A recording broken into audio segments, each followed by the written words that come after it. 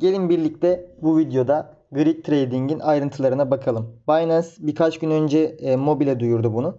Hemen şurada vadeli işlemler kısmında Grid alım satım bölümünden işlem yapabiliyorsunuz. Bu Binance'in paylaştığı bir bot.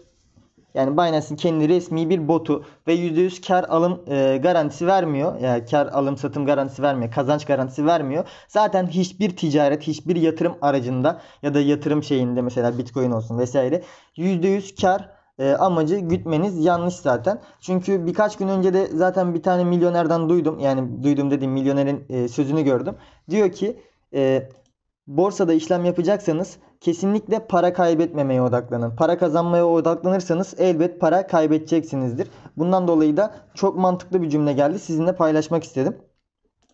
İlk başta yapmamız gereken, bakın benim açık bir emrim var. Bahsedeceğim detaylarından. Şu vadeli işlemler kısmına gelelim. Şurada 3 nokta var ya. Buraya tıklayalım. Eğer ki daha önce hiç hedge modu, yani iki taraflı modu aktif etmediyseniz bu kısma girmenize gerek yok. Ama hedge modunuz varsa tercihler kısmından şunu tek taraflı moda almanız gerekiyor. Bu modu kullanabilmek için. Ondan sonra geri gelelim. Tekrardan 3 noktaya basalım ve grid alım satım bölümüne gelelim. Vadeli işlemler bölümünde bakiyeniz olması gerekiyor. Onu söylememe gerek yoktur sanırsam. Çünkü vadeli işlemler cüzdanımızdaki bakiyeyi kullanacak bu. Şimdi burada gördüğünüz gibi şu kısımda hemen buradan ilgili coinlerimizi seçebiliyoruz. Ben tabii ki BTC USDT'yi seçeceğim. Şu kısımdan çapraz mı izole mi olduğunu ve buradan da kaldırıcımızı ayarlayabiliyoruz. Beni biliyorsunuz, ben 125x kullanıyorum. Tabii ki siz ne kullanıyorsanız o şekilde kullanmaya devam edin. Son fiyatta bildiğiniz üzere şu anda ilgili coin'in, yani benim BTC'nin şu anda güncel fiyatını gösteriyor. Tabii ki vadeli işlemler bölümündeki fiyatını gösteriyor bu bize. Şimdi burada alt fiyat ve üst fiyat kısmında bölümler var. Aritmetik, geometrik, hepsinden bahsedeceğim. Yavaş yavaş hepinize anlatacağım bunları. Şimdi alt fiyat ve üst fiyat. Burası nedir?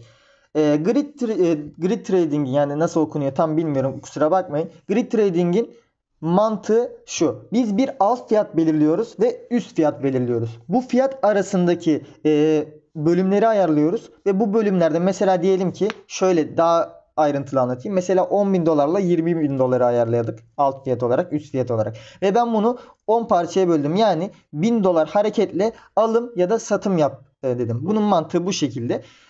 Bu şekilde bir bölümlendirme oluşturduğumuzda mesela diyelim ki güncel fiyatımız 15.000 dolar olsun. Ben 15.000 dolardayken bu işe başladım. 16.000 dolara çıktığında emir verdiğim büyüklük kadar short pozisyon açıyor. Ondan sonra 17.000 dolara bir daha çıktığında bir daha short pozisyon açıyor aynı büyüklükte. Bu şekilde yukarı doğru tek yönde giderse short pozisyon açmaya devam ediyor. Eğer aşağı doğru 1000 dolar düşmeye başlarsa da her 1000 dolarda yine emir verdiğim büyüklük kadar pozisyonumu kapatmaya başlıyor.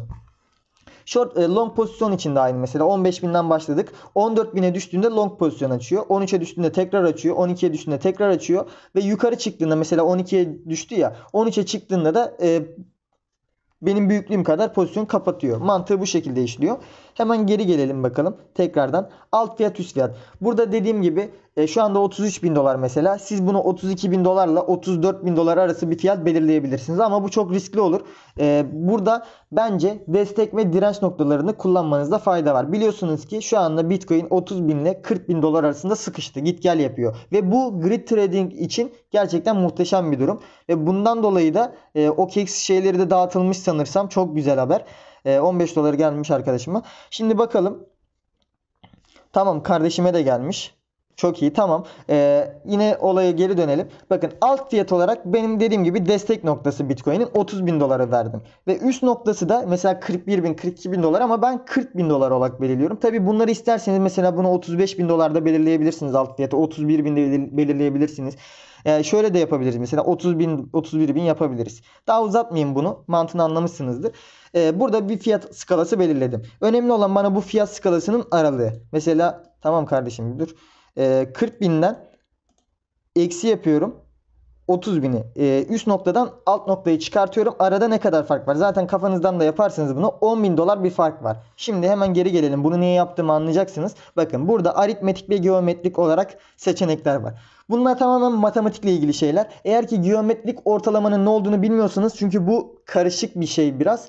Matematikle ilginiz yoksa kesinlikle bunu kullanmanıza hiç gerek yok. Direkt aritmetiği kullanın. Aritmetik de şu. Ben bu aralığı kaça bölmek istiyorsam onu yazıyorsunuz. Minimum 2'ye bölebiliyorsunuz ya da maksimum da 149'a çıkartabiliyorsunuz. Yani ben bunu greedy 2'ye ayarlarsam, 2'ye bölersem $5.000 farkla satacak. Yani ne demek bu? Ben pozisyonu açarsam $30.000 düştüğünde açacak ve $35.000 kapayacak. Ya da $40.000 çıktığında short pozisyon açacak. 40'a düşerse, pardon, 35'e düşerse pozisyonu kapatacak. Bu şekilde.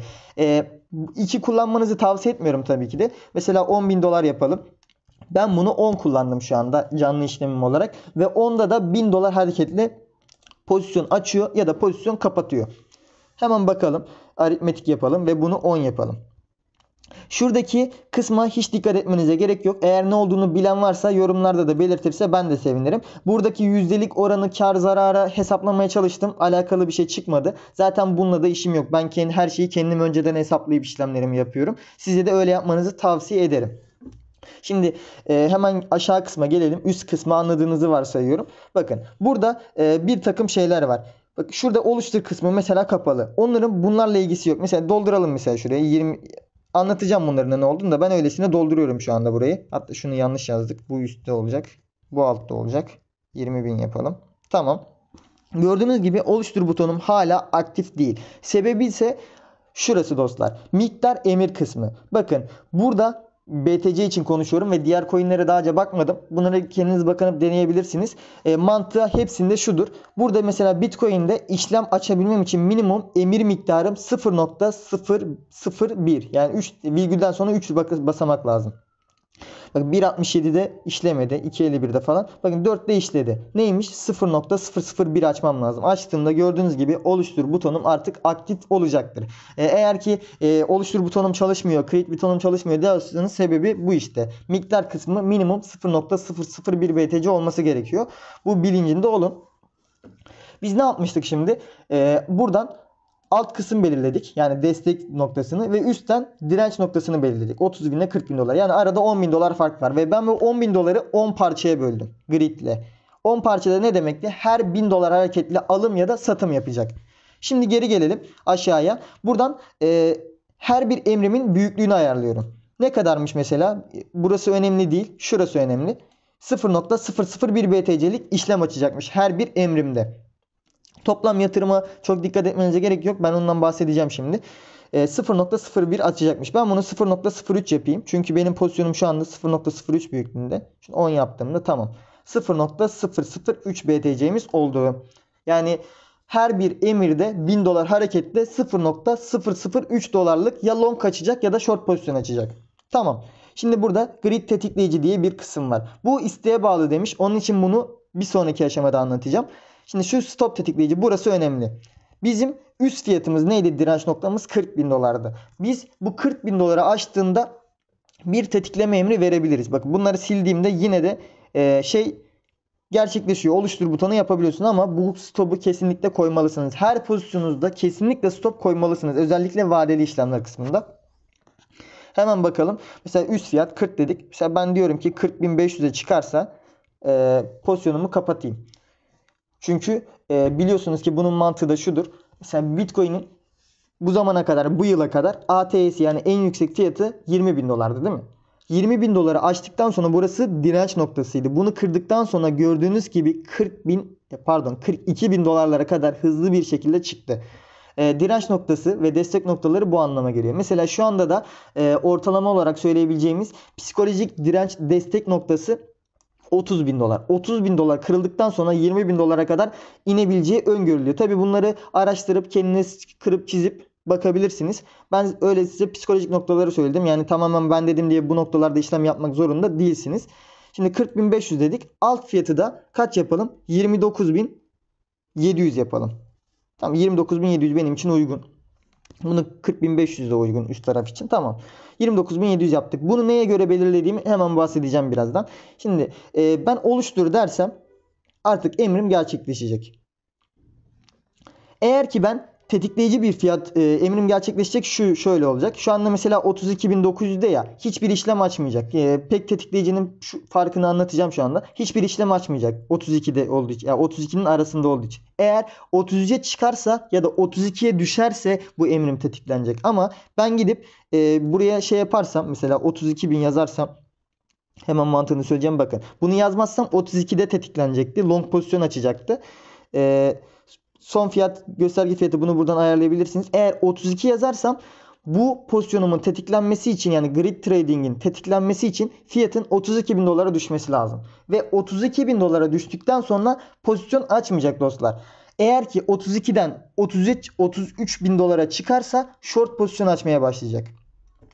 32.000 dolardan 31.000 dolara düşerse long pozisyon açmaya başlayacak.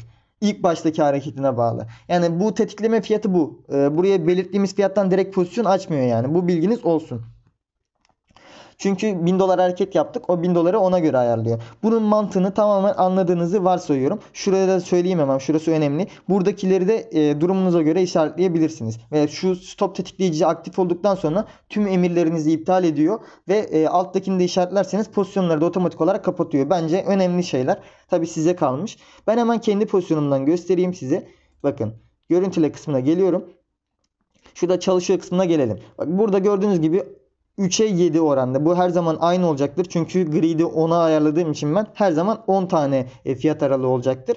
30-40 bin arasında bölümlere ayırmış. 30, 31, 32, gördüğünüz gibi 33 yok. 34, 35, 36, 37, 38. 33 niye yok? Hemen onu göstereyim size. Şunu kapatalım. Şurayı da kapatalım. Bakın, benim pozisyonum, giriş fiyatı 33 bin dolar. Tamamen giriş fiyatı ile alakalı bir durum. Giriş fiyatım 33 bin dolar olduğu için orada bir alım ya da satım emrim yok. Kar için 1000 dolar üstünde ya da 1000 dolar altında bir satış yapması gerekiyor. Tekrardan şöyle bir girelim. Gerçekten anlatırken başım ağrıdı. Umarım sizlere faydalı olabiliyordur videom. Geri gelelim, hemen görüntüle kısmına geldik. Çalıştır kısmına geldik. Şimdi tekrardan mantığını size bahsedeyim. Diyelim ki biz şu anda 33 bin dolar ya.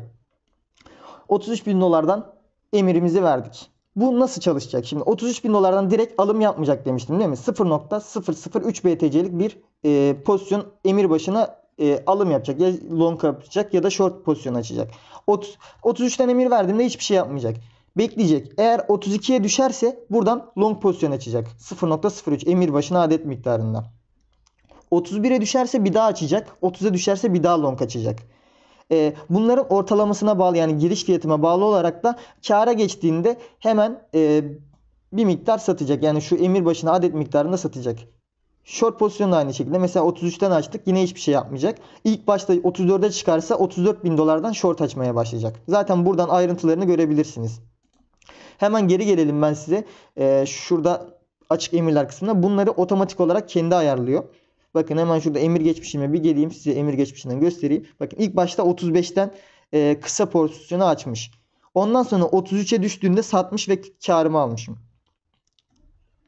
Sonra 33.000'den 34'e düşünde yapmış. 34'ten sonra pozisyonum yok şu anda.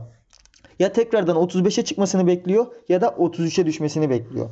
33'ten tekrar açıyor long pozisyonu. Bakın, 35'e çıktığında da pozisyonu satmış.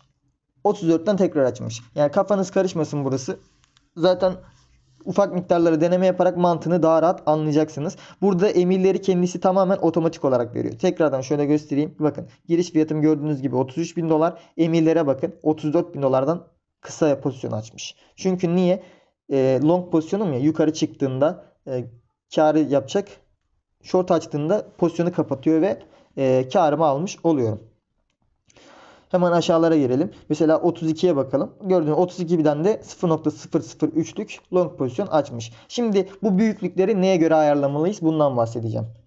Şimdi ilk başta dediğim gibi grid sayımız önemli bu konuda. Ve destek direnç noktası aralığımız da önemli. Burada işim yok. Hesap makinesine gireceğim. Şimdi ne yapmıştık? 30.000'i destek, 40.000'i direnç olarak bölmüştük ve 10'a bölmüştük. Yani 1000 dolar hareketle işlem yapacaktım değil mi?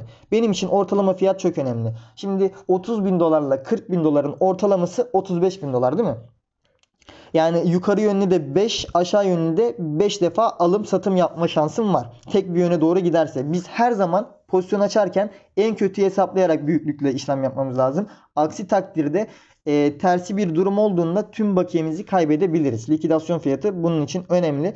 Hemen hesaplayacağız. Şimdi ilk başta şurayı kaydırayım ve buradan ortalama kısmına gelin. Tekrar nasıl geldiğimi göstereyim. 3 noktaya basıyoruz. Hesap makinesine tıklıyoruz. En sağ kaydırdığınızda Open Price kısmı var. Yani bu giriş fiyatınızı hesaplıyor. Şimdi 35 bin dolardan başladık. 0,003. Bence bunu en kötü olacak senaryoya göre ayarlamalısınız. Mesela 34 bin. Tek bir yöne doğru bunu yapmalısınız. 33 bin. 32 bin. Sonra 31 bin. Tamam. Bir de 30 bin var değil mi? Yani toplamda kaç oldu? 6 tane olması gerekiyor toplamda.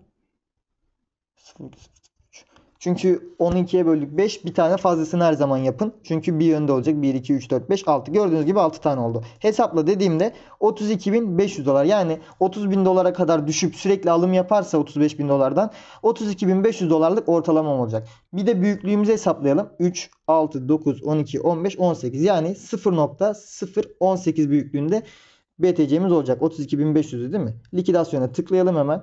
Şimdi 32.500'den 0.018 BTC büyüklüğümüz olsun. Hesapla dediğimde likidasyonum gördüğünüz gibi 27.651 dolar. Ben ne yapmıştım? Stop emri olarak da 29.700'den koymuştum. Aynen. 29.700'den stop emri koymuştum. Sebebi de işte bu dostlar. 27.650'ye düştüğünde yani 28.000'e geldiğinde muhtemelen tüm bakiyemi kaybedeceğim. Ve bunu önlemek için de gittim 29.700'den stop emri koydum. Tüm pozisyonları otomatik olarak kapatsın dedim. Büyüklüğünüzü neye göre ayarlayabilirsiniz? Tabii ki bu likidasyon fiyatı nasıl işinize görüyorsa o şekilde ayarlayabilirsiniz. Mesela ben gidip bunu 4 de yapabilirdim. 4 yapsam ne olurdu? Hemen ona bakalım. Zaten bu ortalama fiyat değişmeyecek. 4, 8, 12, 16, 20, 24. 0.024 olacak bu sefer. Şimdi bakın nasıl olacak. Gördünüz mü 28.900 oldu. Yani 29.000 dolara 29.100'den falan likideye uğrayacağım. Ve bu sefer kaybım çok daha fazla olacaktır. Büyüklüğünüz ne kadar artarsa o kadar likidasyona uğrama şansınız var. Bunu 2'ye düşürürsek ne olur? Şöyle hemen düşüreyim hızlıca. Ya bunu elimle yapmama gerek yok da görsel olsun diye yapıyorum. 2, 4, 6, 8, 10, 12, 0.12, 0.012. Bunu hemen düşürelim 0.012'ye. Bu sefer de gördüğünüz gibi 25 bin dolara düştü. Yani burada kaybedeceğim bakiye miktarı daha az. Hemen PN'liğimizi de hesaplayalım. Mantığını daha iyi anlayın. Şimdi 32.500'den giriyoruz. Kaçtan çıkıyoruz? Biz 29.700'den değil mi? Stop emri koymuştum. Stop fiyatımı çıkış yapıyorum. Şimdi zararda olduğuma bakacağım. Çünkü her zaman zararımızı hesaplamamız lazım. 0.018 değil mi? İlk başta kaç girdik? 3, 6, 9, 12, 15, 13. Aynen. 0.03 ile girseydim benim 29.700 dolara düştüğünde zararım 50 dolar olacaktı. 0.012 ile girersem ne olacakmış? Bu sefer de 33 dolar olacak. Eğer 0.024 ile girersem ne olacak? 67 dolar zararım olacak. Yani bu zararları bilerek stopunuzu koymanızı ve büyüklüğünüzü ayarlamanızı tavsiye ederim kesinlikle. Umarım sizler için yararlı bir video olmuştur. Gerekirse yarın bu konuda bir video daha paylaşırım dostlar. Umarım video hoşunuza gitmiştir. Lütfen videoyu beğenmeyi unutmayın. Kendinize iyi bakın. Hoşça kalın.